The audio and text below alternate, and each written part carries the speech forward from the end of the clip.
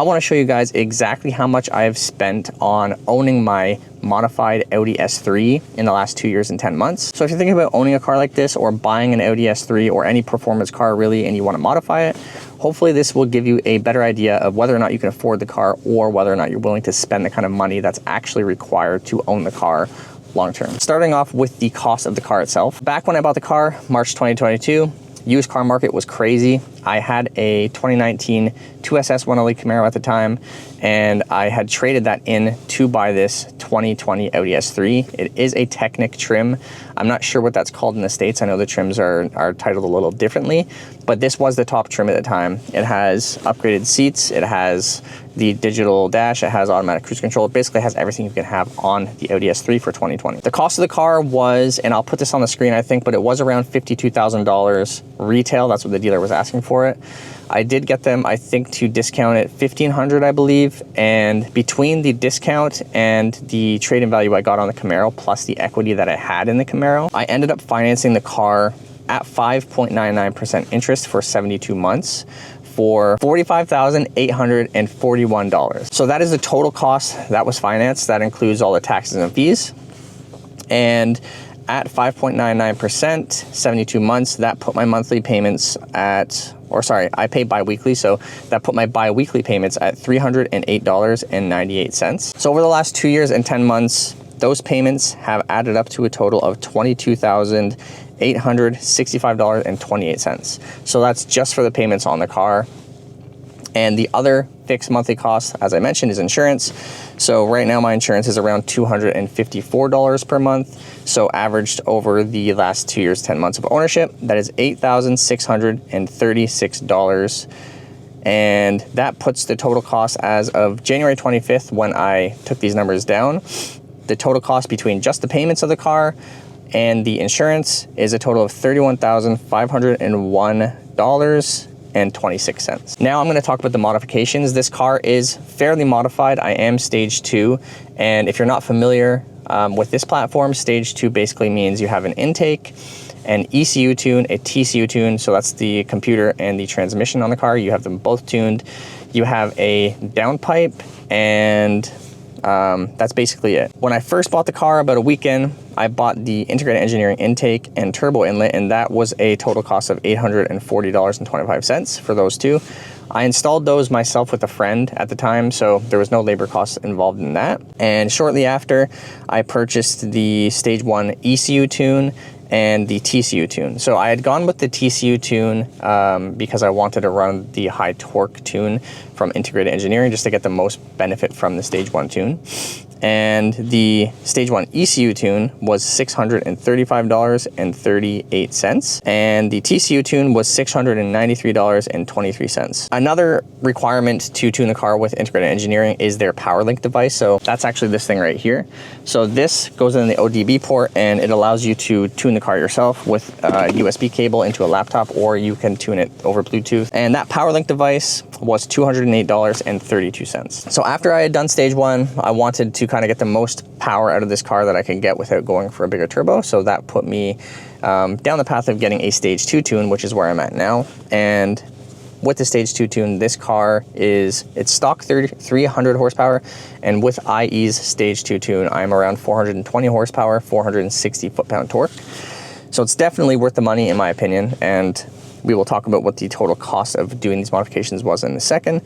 But for stage 2, the requirements are everything for stage 1, so the intake, the stage 1 tune, the TCU tune as well, and you need a downpipe, and then you need the stage 2 tune upgrade. So the downpipe on this car was $1,229.88, and I had that installed by a local dealer, or sorry, a local independent Audi Volkswagen shop, just because it's a pretty, you have to lift the car, and it's a pretty involved job.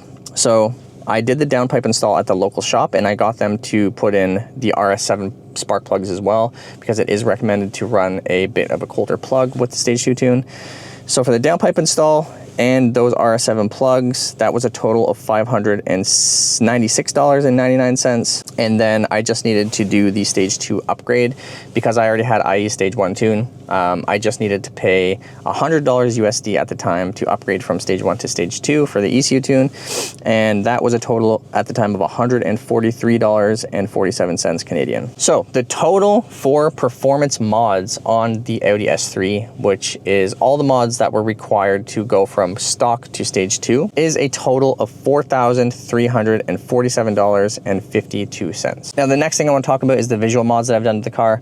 I have kept the car fairly simple in terms of visual mods. For the visual mods, we'll start with badge skins. So the total of that was $93.25. Those were self-installed because it's just a vinyl, use a little water, you work them on. I purchased the RS style grill.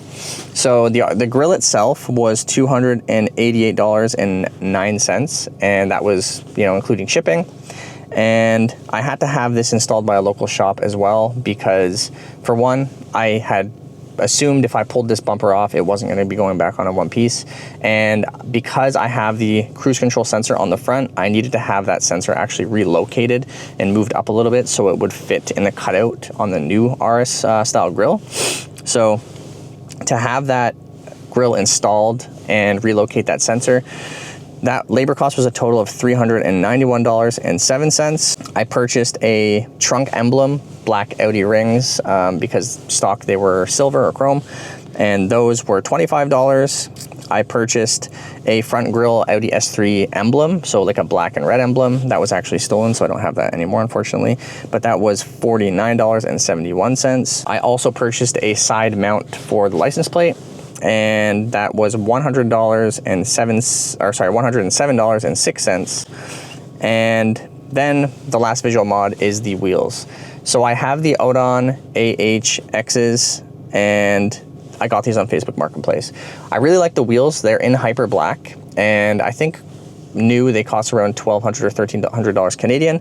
So I got them at a bit of a discount. They were in pretty good condition for $900 on Facebook Marketplace. So for the visual mods, that brings us to a total of $1,854.72. Now the last component of the modifications is the sound mods. So with the stage 2 setup on this car, it is kind of it's a bit aggressive and it's a little drony. So if you keep the stock exhaust and stock resonator, you are fine. It's probably an ideal setup, honestly, for most people at stage 2 in terms of sound.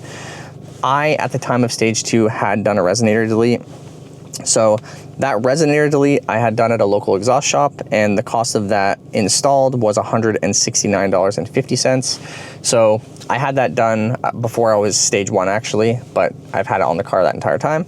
And when I went stage 2 with the resonator delete and that downpipe, it was just a bit too drony and a little bit too aggressive on the street. So I had a vibrant bottle resonator installed by that same shop, and that installed was around $250. So for the sound mods, we have a total spent of $419.50. And that brings us to a total cost for modifications on my 2020 Audi S3, $6,621.74. All right, now on to the maintenance cost. And this is something that when I was looking to buy a car, when I was shopping around, I had a few requirements. I wanted 4 doors. I was coming from my Camaro. It wasn't ideal for the winter. And, you know, if I wanted to drive anybody around, it was not fun to stuff people in the backseat when you have 2 doors. So I did want 4 doors. I wanted something that was going to be good in the winter because we get a lot of snow here where I'm at. And I wanted it to be something that wasn't going to cost a ton to maintain. So that was something that was really appealing to me about the Audi S3, because it shares a platform with so many other Volkswagen cars, you know, most notably the GTI Golf Rs. Parts for the car, a lot easier to come by, so they're a lot more affordable, and there's a ton of shops locally that fix these cars, work on these cars.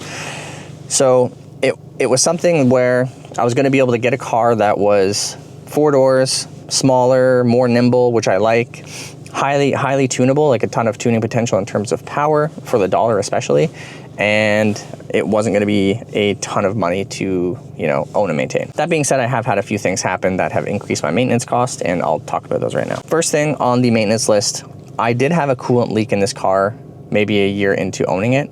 And it was something that I had assumed was going to be the water pump, because on the S3s, Golf Rs, GTIs, the water pump is kind of one of the common points of failure. It's one of the only real common points of failure as far as I understand. So I had a coolant leak. I was getting low coolant warnings, took it to the dealer, assuming that it was going to be a water pump covered under warranty.